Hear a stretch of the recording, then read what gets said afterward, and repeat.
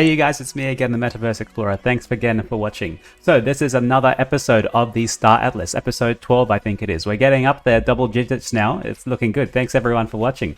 So this episode we're going to be looking at a few topics. I have in the background playing, which is the Aephia website. We are officially launched, guys. The Aephia website has launched and it looks really good. Shout out to Sensei for the amazing work he's done to get this to production and actually getting this to the public. And I'm going to explain a bit about the website as we go along. So after that, we're going to look at the timeline. This is 3 hours old. So Wagner and the Star Atlas team have officially published the public timeline. We're going to dissect the timeline and we're going to have a look at what's actually planned and what are the expected dates they want to release some things.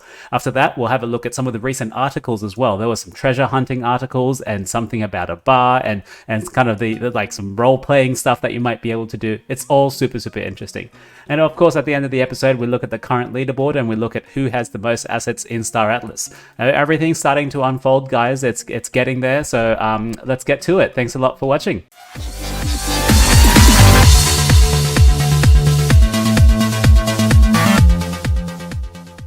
Okay guys, like I said, this is 3 hours old here and we can see just at the top. So here it is, the Star Atlas roadmap. It's a living document with timelines. It's got instant updates from the dev team. So whenever they feel like they've achieved something or they've ticked something off the box, they'll be able to put it into this timeline. Let's go ahead and have a look.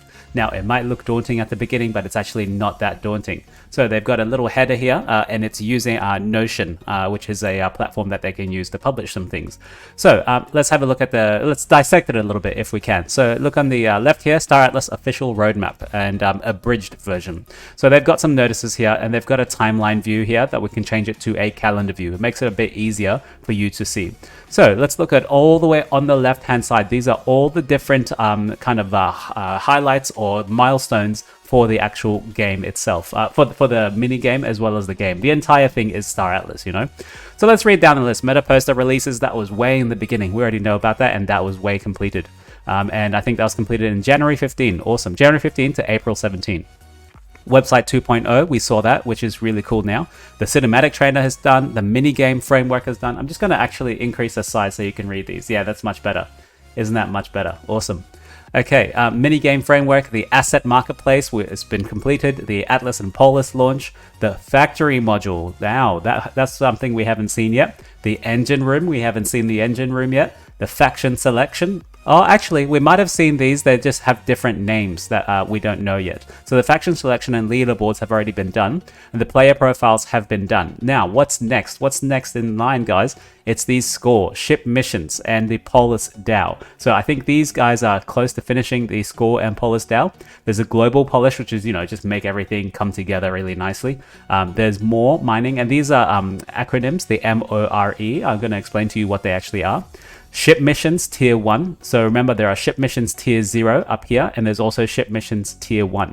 After that, we have ship configurations, the actual 3D Star Atlas, the showroom module, the GAO ships, usernames, Project Mushroom, and Project APPLECORE. All right. Now, let's zoom out a little bit so we can see the timeline of some of these. You can see all the way here. We're looking at between October and November now, 27th, that's what we are now. And you can see some of these have already gone out. So mini game framework and marketplace. So the framework for the mini game has been completed, and it completed on the October 26th, so just yesterday. So I'm assuming there might be some more information coming out in regards to this.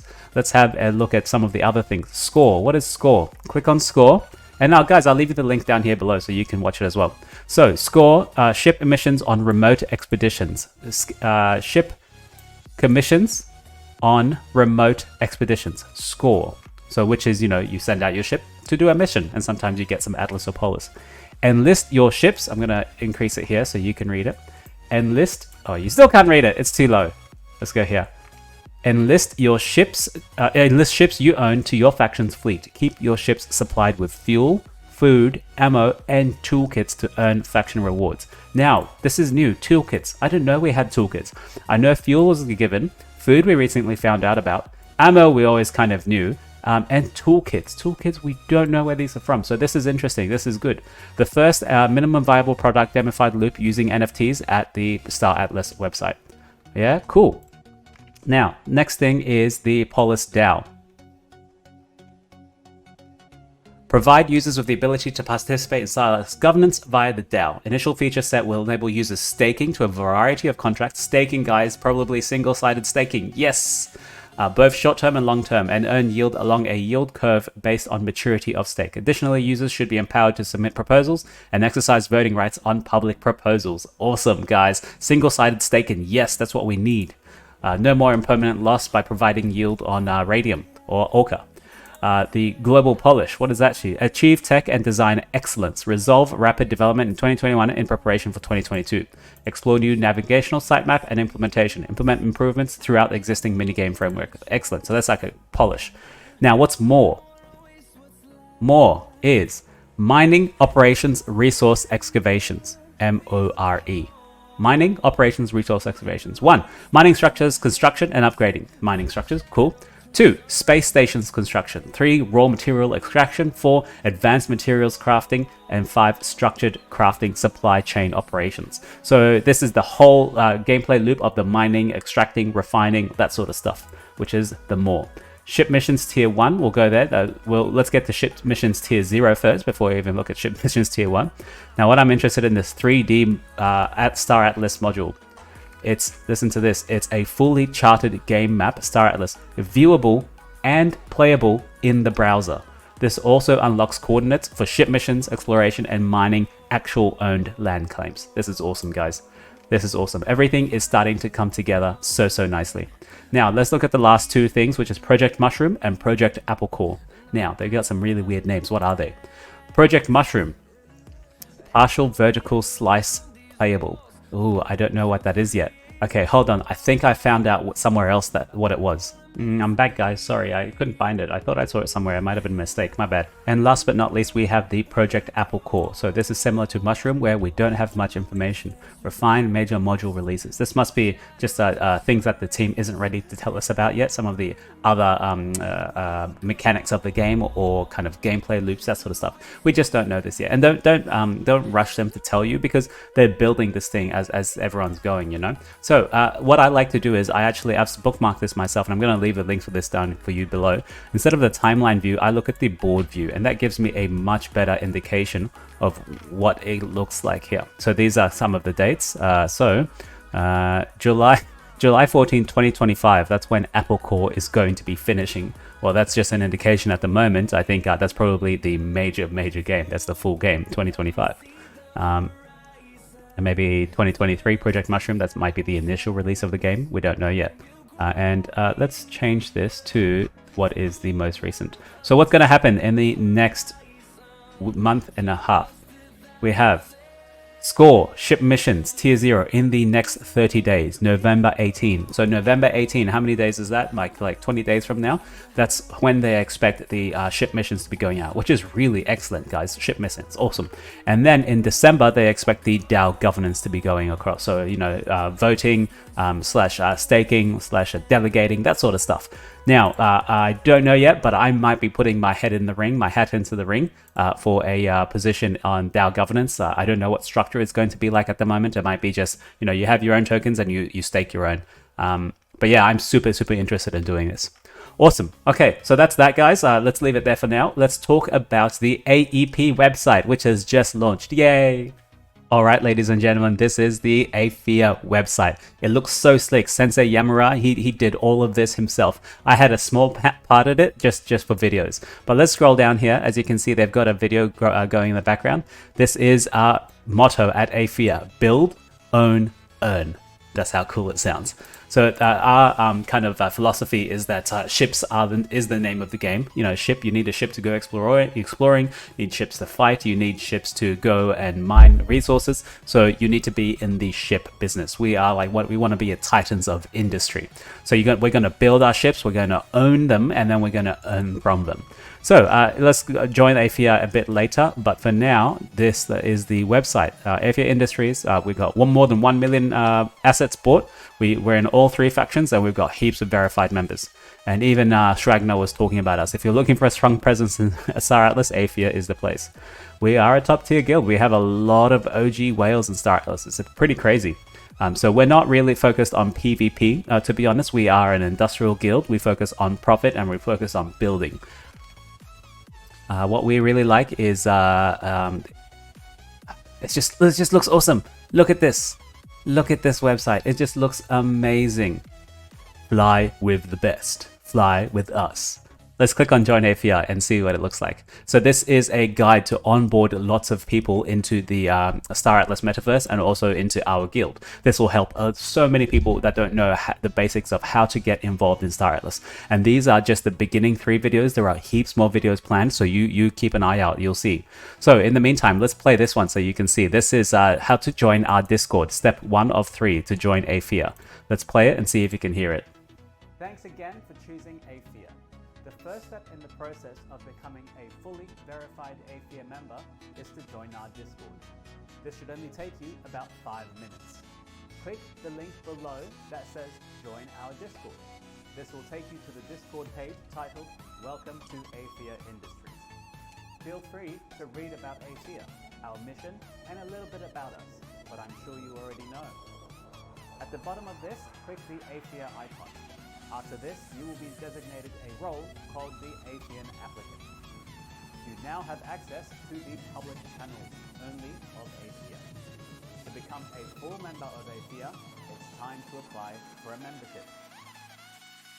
Oh, how cool is that? And yes, that was me. That was me. I am a small content creator at Aephia. So yes, I might be slightly biased at Aephia. So that's just our instruction of how to join Discord. We've got other videos of how to become a member of Aephia and then how to verify your wallet at Aephia using the Grape protocol. So this is all so good. This is what we need in the Star Atlas metaverse, and this makes it so much easier for everyone else to actually get onboarded into Star Atlas. And hey, they might join our guild after all. But these instructions are kind of applicable to every other every other DAC in the industry. So yeah, this is very, very awesome. It's you should take note, it is a bit harder to verify your wallet using the hardware ledger wallet, but it's still, if you know how to do it, it's quite easy. You just read the instructions here and it tells you. We thought it might be too difficult to do it in a video and explain to people. They'd be rewinding and playing it so many times. Okay, so let's move on to the next topic. I just love it. I just love this website. It's so well done. Sensei, thank you very much, man. Well done. It was so good. So good, so good. Now, before I actually move on from this, I want to let you know the other kind of videos that we're planning at Aephia. So the first one is a giant video about what is Star Atlas as the introduction video. For anyone who hasn't heard of it, this should be the first thing you see when you type it into Google. What is Star Atlas? So it's a game trailer, the overview, what it's play to earn, what are NFTs, or what to do next. And then the next big video will be how to start with Atlas, how to start with Star Atlas, sorry. Which ships to buy, how to buy a ship, which collectibles to choose, you know, how to join Aephia, what faction, that sort of stuff. And then how to buy Star Atlas NFTs, because you know you have to take things in step-by-step order. So you first, what is Aephia, what is Star Atlas, and what's how to start with it, and then how to buy NFTs, and then how to buy Star Atlas tokens, and then you move on to when will Star Atlas be released, some how to play Star Atlas. All of this is still rolling rolling and coming. So we're hoping by the time that the minigame has launched, we'll have most of these videos out and we'll be able to onboard more people into Star Atlas. Oh, this is good. This is turning out to be really, really, really well. And it's all thanks to Prometheus and Firecracker and Sensei Yamura for making this happen. It's pretty cool. All right, now this is only 1 day old, but Star Atlas did release a last story about treasure hunting, NFT treasure hunting. So this gives you an idea of like what kind of play styles you can have in the actual metaverse. Let's go ahead and look at the Medium article. So Star Atlas NFT Cosmos, the hunt for an ancient artifact. So basically, I'll give you the TLDR. I'll leave the link for this below, but you can go ahead and read it yourself and get an idea of what it's like. So what it follows is that you are an explorer, you've got a ship, you've fitted it to scan, you fitted it for speed, that sort of stuff. So you can't fight. So you had to go to a bar and you had to hire some mercenaries to come and help you because you got a lead onto a very rare relic that you're trying to find. So you ended up going to find this rare relic, and some of the mercenaries that you had with you noticed that there was some other people coming to collect this or coming to kill you guys. But in the end, everyone kind of ends up dying, I think, and the people who ended up hiring you were the guys behind everything. So they didn't know where the item was, and they had to find someone with specialized equipment, which was you, to go and find this equipment, and then they come along and try and kill you for it. So at the end of the story, I'm just going to ruin it for you. She ends up trading the item, which was a vintage astronaut costume, to the people who were Oyster Museum collectors. So it's a whole story, and the way I think about it is that you'll be able to play any of the facets of this story. So one, you could be the mercenary that gets hired out to help this explorer to find something, or you could be the guy that sets up the job initially. So this makes me think that there might be some like dark side of the this metaverse where you and your group might be sending out lots of requests for people to go here and do that, but your group might be waiting there to gank them to just kill their ship and get all their resources, which you know, that's part of the game, you know. It seems fun, but at the same time, when you take a that mission will forever be associated with that address. So if you know that lots of this is happening with that address, that you wouldn't take it. Or if the reward of it seems too high, then yeah, you wouldn't take it. This is the sort of stuff you'll get to do. You'll get to learn when the game actually comes out. This won't actually happen in the mini game and the missions at all. I think this is the full game release. And lastly, I'm going to show you this really cool Opal Jet, which I think they said was the fastest ship in the thing. I'm not sure exactly on that. Don't quote me on that. This is a split second after the jet alarm sounded. 2 explosions disabled the ship's engine. The torpedoes were fired from a Calico Guardian called the Curator, captained by the Oyster Museum Director Ember Sol, who needed 2 objects in their collection to attract visitors to prestigious exhibitions of NFT-powered experiences. A continued rotation of rare items on display was the only way to justify their hiked ticket prices. Oh, this is cool. You should read this, guys. It's so cool, so cool. Okay, let's end it here. Let's look at the leaderboard and see what's actually happening in the Star Atlas metaverse. All right, so going on to the leaderboard on the left-hand side here, we have the Mud, Oni, and Oyster. There has been some actual changes, which is really interesting to see, because at the beginning, we were very Mud heavy. Everyone wanted to play humans, but now it seems the tide of turning. No one wants to play humans. It makes no sense. I don't know what's happened, because most of the guilds, I think, Interstellar Alliance really wanted to play humans.